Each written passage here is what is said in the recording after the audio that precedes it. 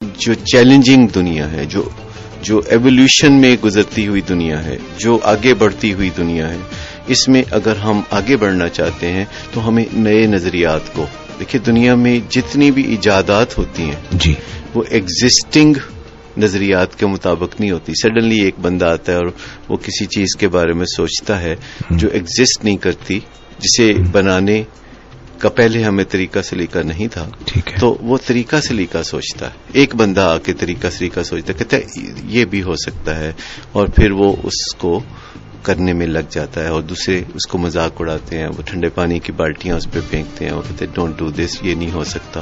اور پھر وہ ایک دن بندہ کہتا ہے کہ یہ ہو گیا. اور آپ دیکھیے کہ یہ عمل پچھلی 1 صدی میں اتنا زیادہ ہوا ہے کہ اب تو نئی خبر ہی نہیں رہی. اب تو کوئی نئی ایجاد سے تعجب بھی نہیں ہوتا. اب تو ہم کہتے ہیں اچھا ایسا ہو گیا، چلے ٹھیک ہو گیا. اتنا زیادہ ہو رہا ہے، اور یہ تب ہوتا ہے when you break the rules. یعنی اگر آپ بالکل انہی قواعد و ضوابط پہ، انہی اصولوں کے مطابق ساری زندگی گزارتے رہیں، جو کہ ہمیشہ سے لوگ جن کے مطابق زندگی گزار رہے ہیں، تو پھر اسی طرح کی زندگی آپ پھر گزارتے رہیں گے. تو سم ٹائمز آپ کو عقل استعمال کرتے ہوئے کچھ اذیت ناک سچویشن کو دیکھتے ہوئے کبھی رولز توڑ کے بھی دیکھنے چاہیے کہ لیٹس ڈو اٹ دس وے. اگر ایسے نہیں ہوتا تو ایسے کر کے وہی والی بات کہ آپ کو تلاشنا پڑے گا کہ آپ کی حدود کیا ہیں اور ان کو آپ نے کس طرح سے ان سے سرپاسنگ یور لمٹس. جی وہی والی بات ہے نا. تو یہ تو تھا ابتدائیہ. اور اب مجھے یہ بتائیے کہ ہم جو موضوع لے کے چل رہے ہیں جس میں لوگ گھرے ہوئے، کئی دفعہ جب ہم کسی مشکل میں اتنے زیادہ دھنس جاتے ہیں تو ہمارا ذہن کام کرنا بند ہو جاتا ہے، اور جب ہم اپنی سوچ کا دھارا ایک صحیح فکر کو لے کے آگے چلتے ہیں، صحیح سمت کا تعین کر لیتے ہیں، تو پھر ہمیں یہ جو آپ نے کہا نا کہ نئی ایجادات آتی ہیں اور نئے طریقے وضع ہم کرتے ہیں، تو یہ پھر فلیشز ہوتے ہیں. یہ ایک آپ کو ایک دم انسائٹس ملتی ہیں، جیسے ایک دم چمکتی ہے کوئی چیز آپ کے ذہن کے نہا خانوں میں. آپ کہ یہ بھی ممکن ہے، اس طرح سے بھی ہو سکتا ہے. اور پھر آپ جٹ جاتے ہیں اور پھر اس کو اپلائی کرتے ہیں، اور پھر جب کامیابی ملتی ہے تو کامیابی آئندہ آنے والی کامیابیوں کی راہ ہموار کرتی ہے. اجاز بھائی، میں سب سے پہلے یہ کہنا چاہ رہا ہوں کہ پہلے فیصلہ کر لیں کہ آپ نے، یعنی ہم سب نے مالی طور پر خوشحال ہونا ہے. یہ انڈرسٹوڈ نہیں ہے کہ ہم سب ہونا چاہتے ہیں. یہ ایسے ہی ہمیں لگتا ہے کہ اس میں کیا شک، اس میں فیصلہ کرنے کی کیا بات ہے. یہ تو ہم ہونے ہی جاتے ہیں. اگر کوئی محنت کرے، اگر کوئی اس کے لیے کوشش کر دے، کوئی حالات بہتر. یعنی زیادہ تر لوگوں سے جب میں بھی بات کرتا ہوں، اپنے ساتھیوں سے بات کرتا ہوں کہ یوں کر لیں، اپنی مالی حالت کو بہتر بنانے کے لیے جد و جہد کریں، فلاں کریں فلاں. When all is said and done, پتہ ہے وہ کیا سوچتے ہیں؟ وہ کہتے ہیں then please do it for me, میرے لیے کرو ایسا. وہ میری ان باتوں سے جو میں موٹیویشن دے رہا ہوتا ہوں ان کو مالی حالات بہتر بنانے کے لیے، وہ یوں سمجھتے ہیں کہ میں ایکچولی ان کے لیے ایسا کرنا چاہتا ہوں. میری اس خواہش کو دیکھ کے کہ ان کے مالی حالات بہتر ہوں، جب میں ان سے یہ باتیں کر رہا ہوتا ہوں لوگوں سے، تو لوگ سمجھ رہے ہوتے ہیں کہ چونکہ میں بہت خواہش مند ہوں کہ وہ ان کے مالی حالات بہتر ہو جائیں، تو وہ سوچتے ہیں کہ ایسا میں ہی کروں گا، ایسا خود میرے ہی کسی وجہ سے ہوگا. اور پھر جب میری کسی وجہ سے ایسا نہیں ہوتا تو پھر مایوسی ہوتی ہے.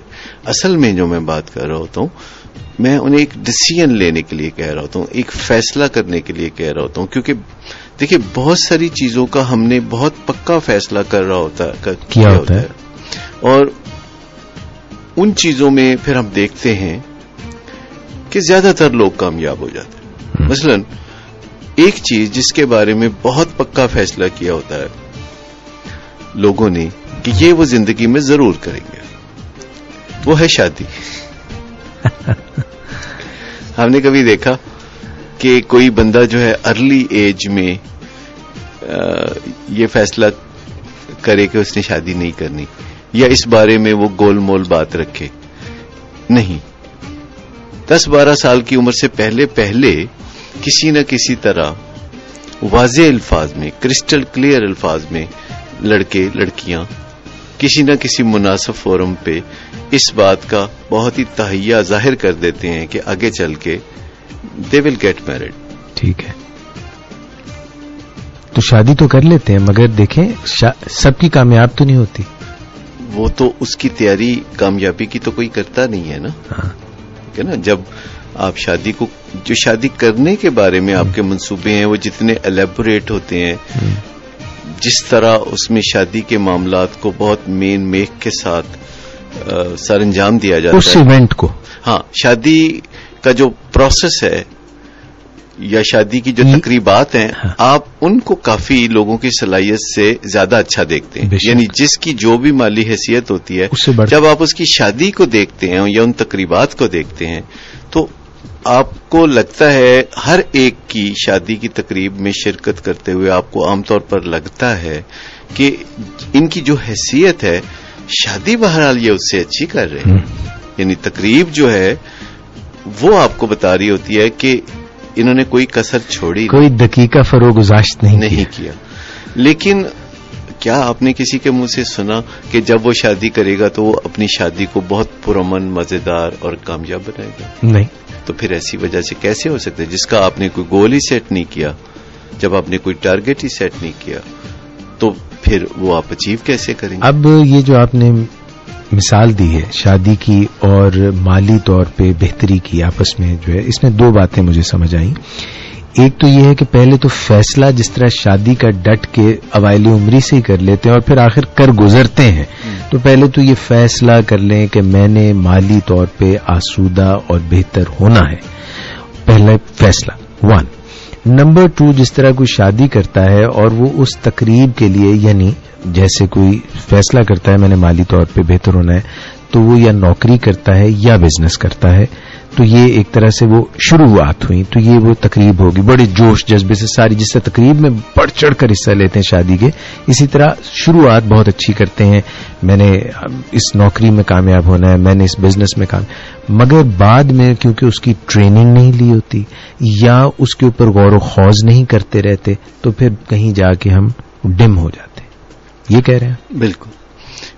دیکھیے، جو ہمارے پلان میں چیزیں نہیں ہوتی، سب سے بڑی بات، جو سب سے بڑی رکاوٹ جس پہ ہم تھوڑی دیر پہلے بات کر رہے تھے، وہ یہ ہے کہ جب ہم علن اپنے دولت کمانے کے بارے میں بات نہیں کرتے، اس پہ شائع فیل کرتے ہیں کیونکہ اسے اپریشیٹ نہیں کیا جاتا کہ آپ کے ارد گرد کوئی شخص جو ہے ابتدائی زندگی میں اپنی ٹین ایج میں دائیں بائیں اس طرح کی باتیں کریں کہ آگے چل کے میں کافی کمانا چاہتا ہوں، یا ماں باپ اپنے بچوں کو کہہ رہے ہوں 6-7 سال کی عمر میں کہ آگے چل کے آپ نے مالی طور پر اپنے کندھوں پہ ذمہ داریوں کو محسوس کرنا ہے، آپ نے کمانا. یہ نقطہ مجھے بہت آپ کا اپیلنگ لگا، یہ جملہ اور یہ نقطہ کہ ہم اپنے بچوں کو یہ علل اعلان کیٹیگوریکلی نہیں کہتے کہ بیٹا آپ نے آگے چل کر مالی طور پہ اپنی پوری جو ہے وہ اٹھانی ہے، رسپانسبلٹی اٹھانی ہے، اور اس کے لیے آپ نے پورا زور لگانا ہے. ہم نہیں کہتے. اسی وجہ سے بعد میں یہ فکرہ سننا پڑتا ہے والدین کو کہ آپ نے ہمارے لیے کیا کیا،